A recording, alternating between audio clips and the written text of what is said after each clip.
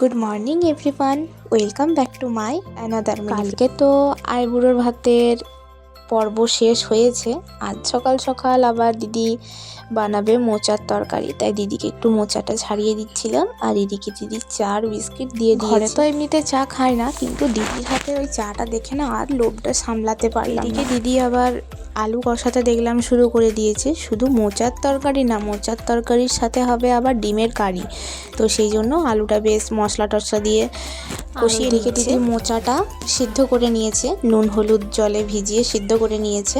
সাথে আবার ছোলাও ভিজিয়ে রেখেছিল। ছোলা আর মোচা দিয়ে একদম ওই মাখা মাখা টাইপের তরকারি হবে। এদিকে হয়েও গেছে, আমাকে আবার টেস্ট করতেও দিয়ে দিয়েছে।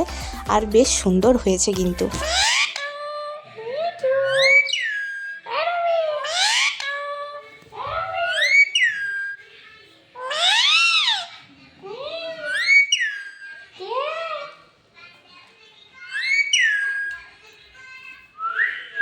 দেখলে টিয়া পাখিটা কি সুন্দর কথা বলছে, মা বলছে, কে এসেছে বলছে, আবার মিঠু বলছে।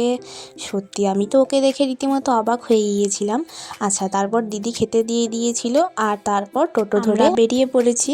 এবার যাচ্ছি আমরা মামা বাড়ি। তো চলো, আজকের মতো ভ্লগটা এখানেই শেষ করছি। আর এই জার্নি কিন্তু আমাদের এখন শেষ হচ্ছে না।